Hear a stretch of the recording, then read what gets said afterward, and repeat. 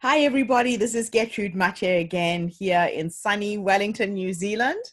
I have yet another fascinating guest for the Her Story podcast. Thank you so much, Sherrie, for joining us. Oh, thank you, Gertrude, for having me on here. I'm very excited to be here. So please just tell everybody who you are, how old you are, where you're based, and what is your story. Okay, I am 56 years old, and I live in Wheeling, West Virginia. And I call myself an inspirationista. I'm an inspirational speaker and an author and a business owner, and I'm all about helping people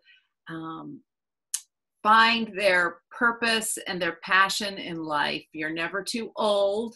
You're never too young. We all have work to do. We have this assignment, and it's our job to find our gifts, develop our gifts, and then give our gifts, because they're not gifts if they're not given, right?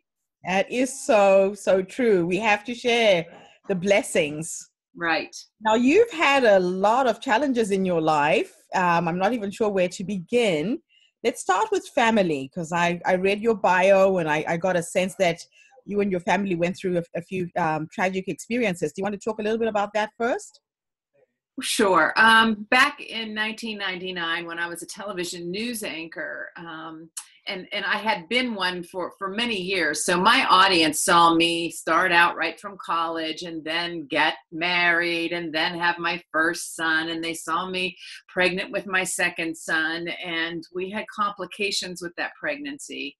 And I ended up having to leave work early and go on bed rest. And my son eventually passed away and died.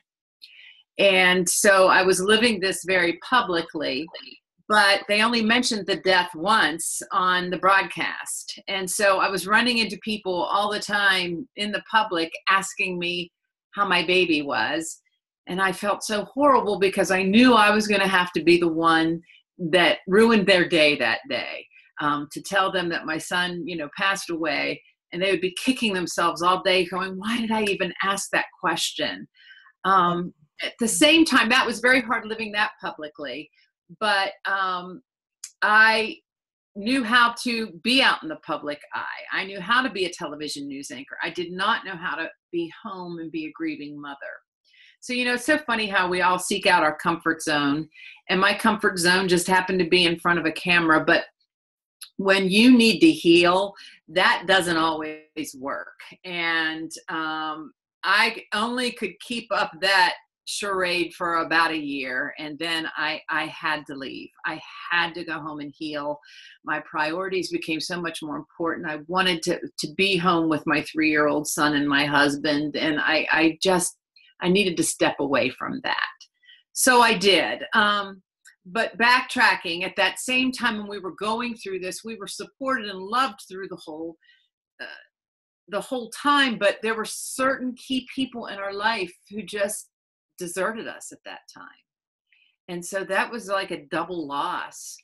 And a little bit about that, because sounds like a recurring pattern that I'm hearing as I'm talking to more and more women. Really? I went through a divorce, and people who I thought were my close friends took sides, and I lost a whole lot of friends who I was really close to at that time.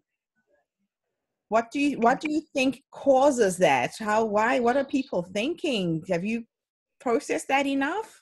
I have. I've actually come up with 3 things. I think number 1, it hits too close to home.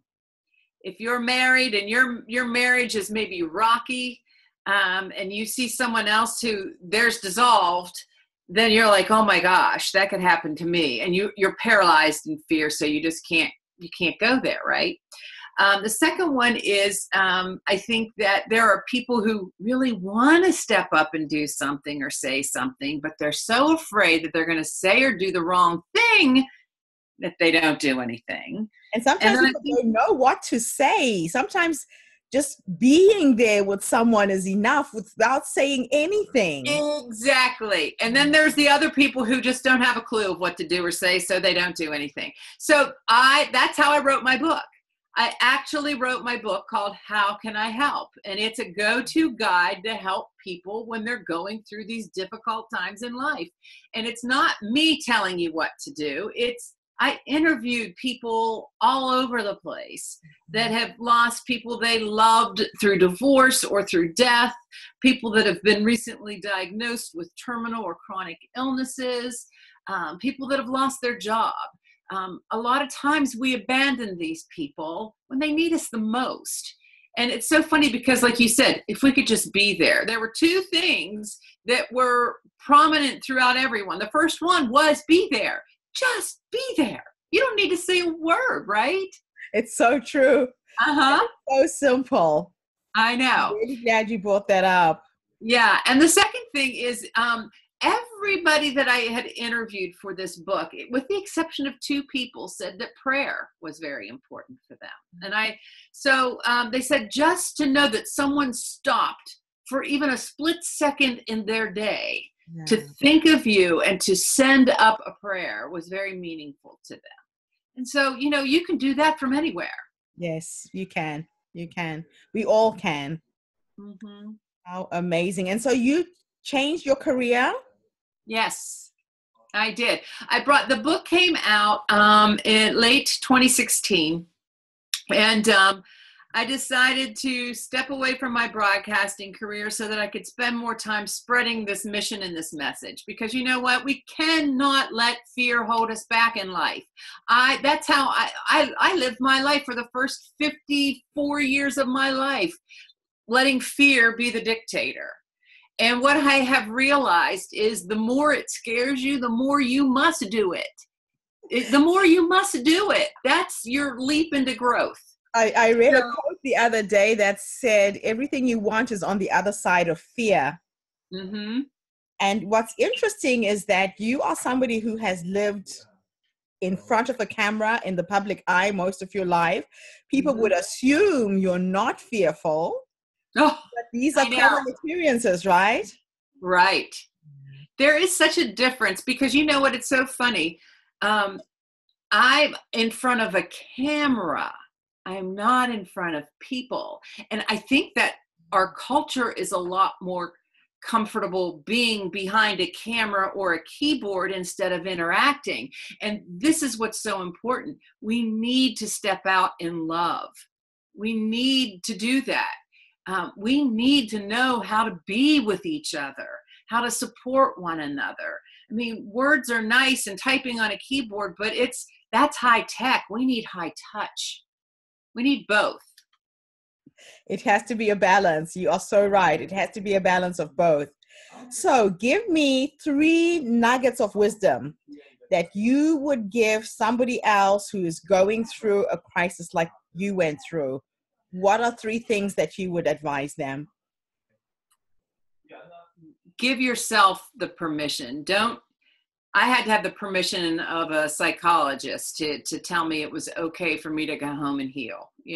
First of all, write your own permission slip. That's the first thing. You know what you need. Your soul knows what it's calling to do. The second thing I would say is the more it scares you, the more you must do it.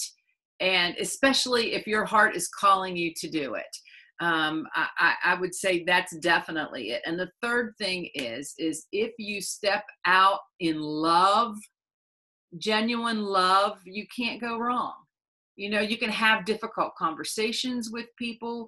You can meet people head on if you step out in love. We might not disagree, but I love you. And I just want you to know that, and that's not going to change. So those are the 3 keys that I would say. Fantastic. Thank you so much for doing this interview and sharing with us. My pleasure. Really special that I'm getting to connect and engage with women from all over the world with this podcast series. And I'm really hoping that it not only empowers our listeners and the people who are participating in this will also stay connected, as well as a global community of women who are inspiring each other at this new age that we're in. Oh, so yes. Where can people get your book? They can go to sherriedunlevy.com and get it, or they can go to amazon.com. It's SherrieDunlevy, or amazon.com. It's called How Can I Help? And I'll also put the link to your website with the podcast as well, so people know where to click and get your book. But thank you so much. Thank you so much, Sherrie. Take care.